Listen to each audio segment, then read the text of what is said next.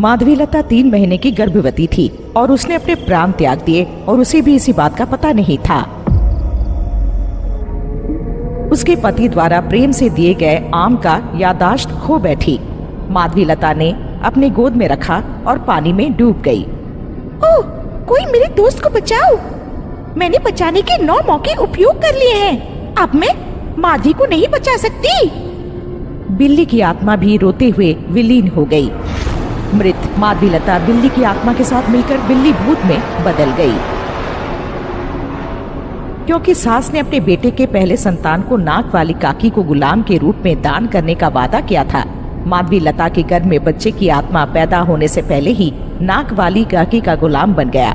इसलिए वो आत्मा माधवीलता की लाश की गोद में आम के फल में प्रवेश कर गई।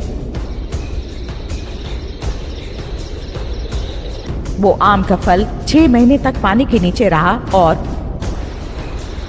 9वें महीने के बाद वो पानी पर तैरता हुआ झरने में बह गया। नदी के प्रवाह के साथ कई दिनों तक यात्रा करता रहा। झरने के पानी में तैरते हुए ये लक्ष्मण और लक्ष्मीबाई नामक एक दंपत्ति को मिला। चूंकि उनकी कोई संतान नहीं थी, इसलिए उन्होंने उस आम के फल से पैदा हुए बच्चे को भगवान का दिया हुआ आशीर्वाद माना। उन्होंने बच्चे का नाम आमराज रखा और उसे बड़े लाड प्यार से पाला। जब वो 10 साल का हो जाए तो उसे नाक वाली काकी के पास गुलाम बनाकर भेजना था, लेकिन किसी को इसके बारे में खबर नहीं थी। नाक वाली काकी तंत्र साधना जाप में डूबी हुई थी और उसे अपने गुलाम पर ध्यान नहीं दिया। इसलिए आमराज की उम्र बढ़ने पर भी 10 साल के बच्चे जैसा ही रहा। वो खुद अपने जन्म के बारे में जानने के लिए निकला और नाक वाली काकी के हाथों पत्थरों की शिला में बदल गया।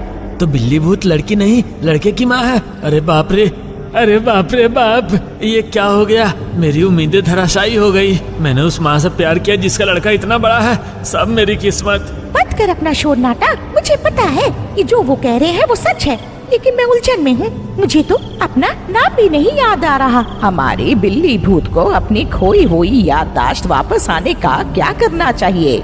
नाक वाली काकी द्वारा दी गई औषधि ने माधवीलता की यादें मिटा दी।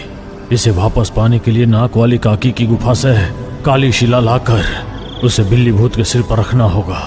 वह शिला जादुई औषधि को सोख लेगी।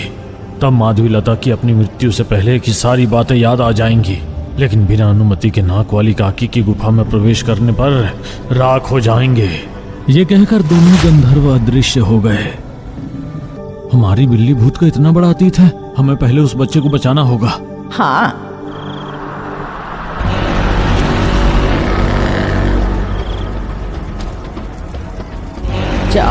जो जोरक जाक्र कराका महामृगम मृत्यु मरण कारका क्रोम भ्रीम कट्ट कटाह आत्मरंजितम कट्ट कटाह फल गर्भ सहाय कट्ट कटाह।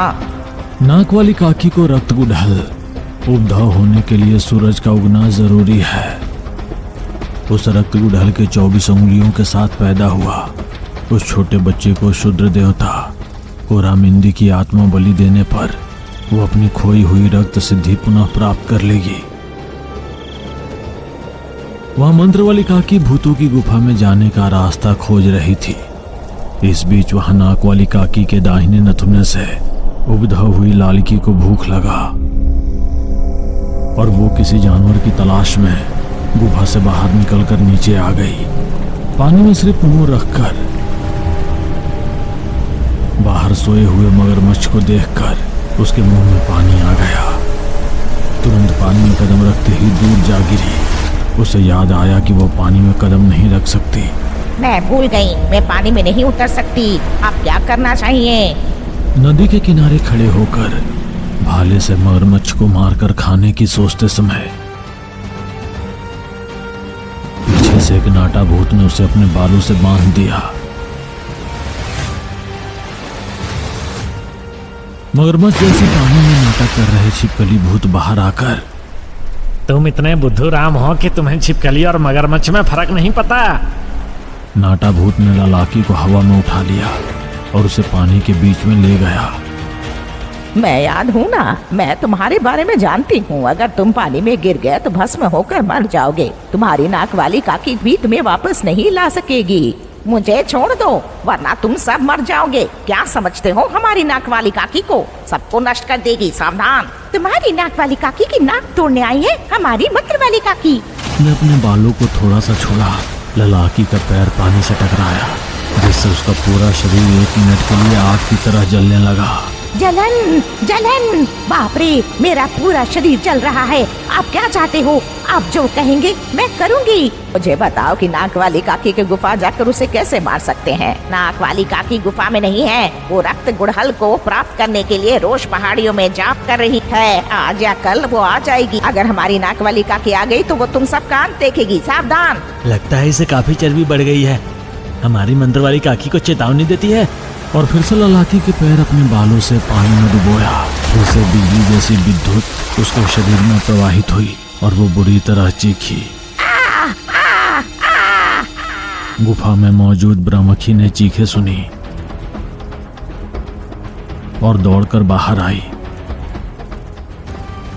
उस पर लोकी झपट पड़ा।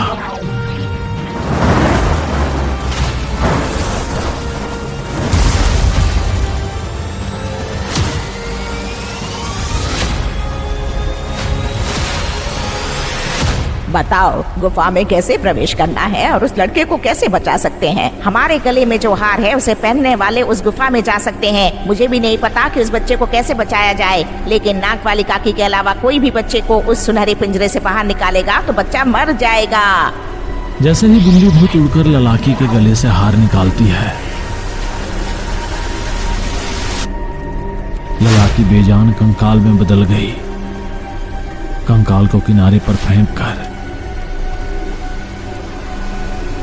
नाटा भूत ब्रह्मकी को अपने बालों से बांधकर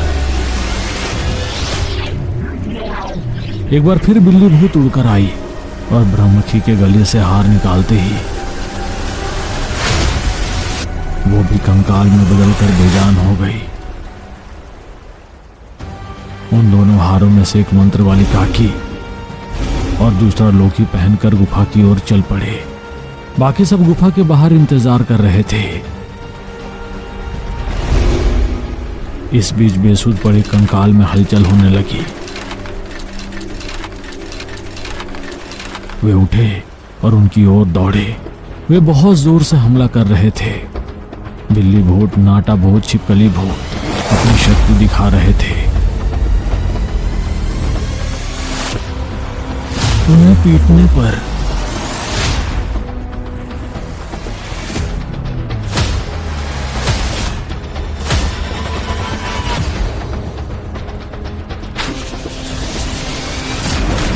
वे भाग गए।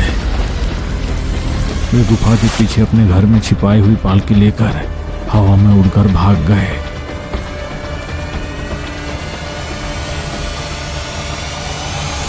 वे खुद नहीं उड़ सकते, वे पानी पार नहीं कर सकते, लेकिन अगर उनके पास पालकी हो तो वे कहीं भी उड़ सकते हैं। मुझे लगता है वे नाक वाली काकी को लाने जा रहे हैं। उसके आने से पहले हमें बच्चे को बचाना होगा। आने दो, कौन डरता है? अगर आती है तो आने दो, मैं इसकी नाक काटकर सब्जी पका लूंगा। चाहे सब्जी पकाओ या सूप, तुम तो कब्रों में पाए जाने वाले बदबूदार तांबे के सिक्के ही खाते हो ना। तुम इतनी कठोरता से बात मत करो, वो भी तुम्हारे बेटे के सामने। अगर तुम मुझे नीचा दिखाने की बातें करते हो तो मेरा दिल दुखेगा। दिल दिल कुछ नहीं, मुंह बंद रखो। मेरा नाम माधवीलता नहीं है। वो लड़का मेरा बेटा नहीं है। ऐसा नहीं है माधवी बेबी, बेचारा तुम्हारा बेटा। नाटा, तुम्हें मुंह बंद रखने के लिए कहा ना। तुम्हें कितनी बार बताना पड़ेगा कि मैं तुम्हारी माँ नहीं हूँ रे बच्चे।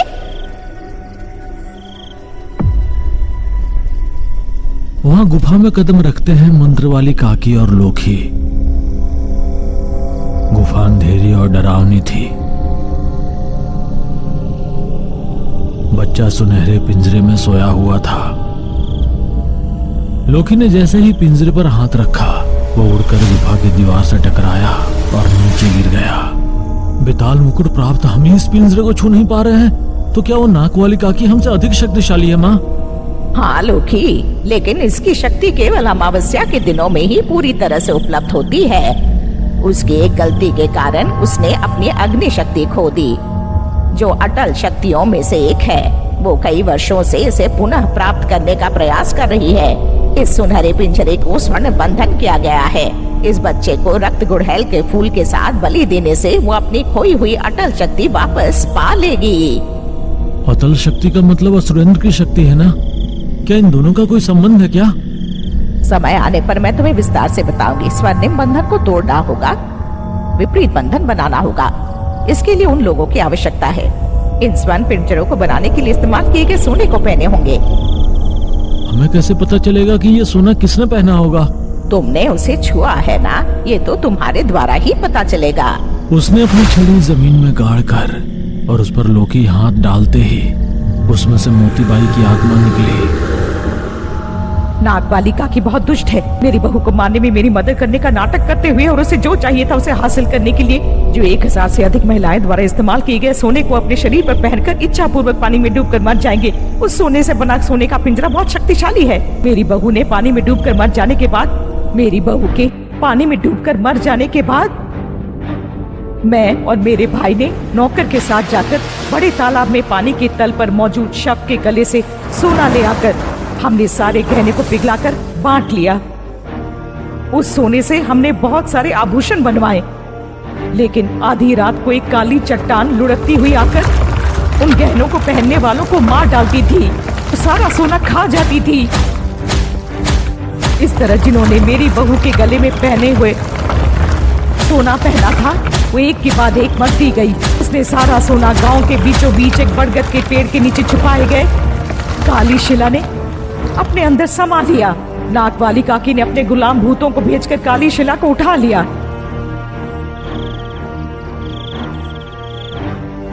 मैंने जो पाप किया था उसके लिए मुझे सही दंड मिला। लोकी, तुम जाओ और अपना हार बिल्ली को देकर उसे अंदर आने को कहो। लोकी ने वैसा ही किया जैसा मंत्र वाली काकी ने कहा था। बिल्ली भूत लालाकी का हार पहनकर अंदर आई और उसने अपने हाथ से सोने की पिंजरे को छुआ तो वो काला पड़ गया और चकनाचूर हो गया।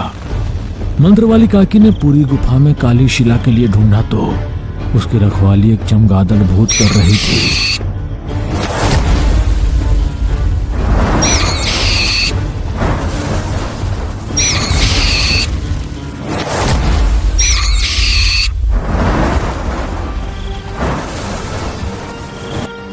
इस बीच नाक वाली काकी पालकी में भूतों के द्वीप पर उतरी। जैसे ही उसने अपने पास रखे रक्त गुड़हल से वार किया तो लोकी का बेताल मुकुट उड़कर गिर गया। लोकी बेहोश होकर गिर गया। अमराज ने तुरंत अपनी पूरी ताकत से नाक वाली काकी पर वार किया। एक तरफ नाटा भूत, दूसरी तरफ छिपकली भूत, तीनों से लड़ रहे हैं।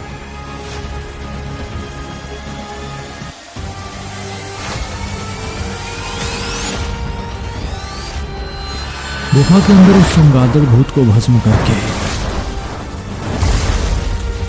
उस शिला को लाकर जब बिल्ली भूत के सिर पर रखा गया तो काली चट्टान ने उसमें समाई सारी जादू औषधि सोख ली और चकनाचूर हो गई। बिल्ली भूत को अपनी पूरी कहानी आंखों के सामने घुमाई और सब कुछ याद आ गया। वो अपने बेटे को तुरंत देखने के लिए गुफा से बाहर आई तो लोकी को बेहोश पड़ा देखा। तीनों लोग नाक वाली काकी से लड़ रहे हैं। छिपकली, इस बच्चे को सावधानी से पकड़ो, इसका अंत मेरे हाथ में है। उस लड़के को छिपकली भूत को देकर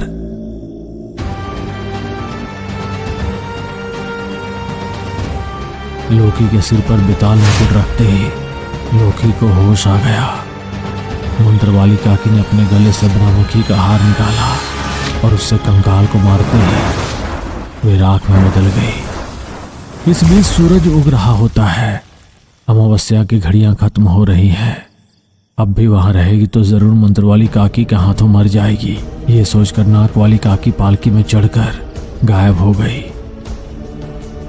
काकी के हाथ का हार और बिल्ली भूत के गले का हार राख में बदल गया।